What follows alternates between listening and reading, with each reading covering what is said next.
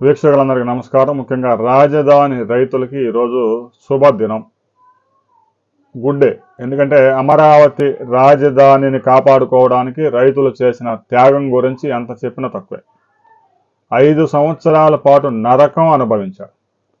ఎటికేలకు కూటమి ప్రభుత్వం వచ్చింది. ఇక అమరావతి రాజధానికి చట్టబద్ధత కల్పించే బిల్లు కూడా ఈరోజు పార్లమెంట్లో పెట్టబోతా ఉన్నారు. ఆ బిల్లులో ఏముంది, కీలక అంశాలు మనం పరిశీలించినట్లయితే 2014లో చేసిన విభజన చట్టంలోని సెక్షన్ 5(1)లో ఉమ్మడి ఆంధ్రప్రదేశ్లో రాజధానిగా ఉన్న హైదరాబాద్ తెలంగాణ ఆవిర్భావ దినోత్సవం నాటి నుంచి 10 ఏళ్లు మించకుండా తెలంగాణ ఆంధ్రప్రదేశ్లో ఉమ్మడి రాజధానిగా అని విభజన సమయంలో పేర్కొన్నారు.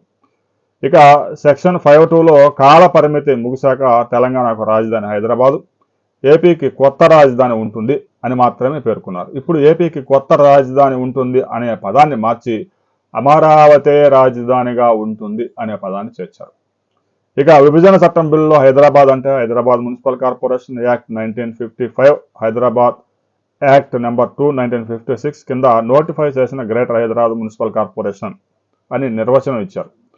అలాగే ఇప్పుడు అమరావతి అంటే ఆంధ్రప్రదేశ్ రాజధాని ప్రాంత ప్రాధికార సంస్థ చట్టం 2004 ఏదైతే ఉందో దాని నిబంధనల ప్రకారం నోటిఫై చేసిన రాజధాని నగర ప్రాంతాలన్నీ కలిపి అమరావతి అని వివరణ. అంటే కేవలం అమరావతి 29 గ్రామాలే కాదు, సిఆర్డీఏ పరిధిలోకి వచ్చేది మొత్తం అమరావతి రాజధాని.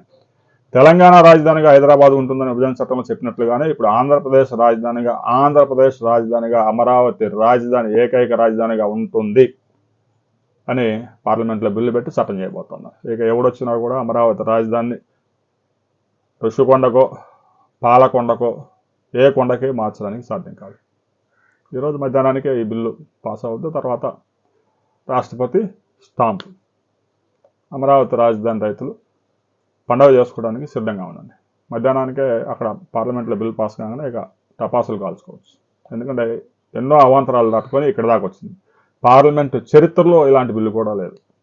ఎందుకంటే రాష్ట్రాలు ఇష్టం రాజధాని ఎక్కడ పెట్టుకోవాలనేది, కానీ మా రాష్ట్రాన్ని మార్చొద్దు అక్కడే ఉంచాలని ఒక బిల్లు చేయించడం అంటే సాధారణ విషయం కాదు. ఎన్నో అవాంతరాలు ఎదుర్కొని కూటమి ప్రభుత్వం సాధించిన ఘన విజయంగా మనం చెప్పుకోవచ్చు.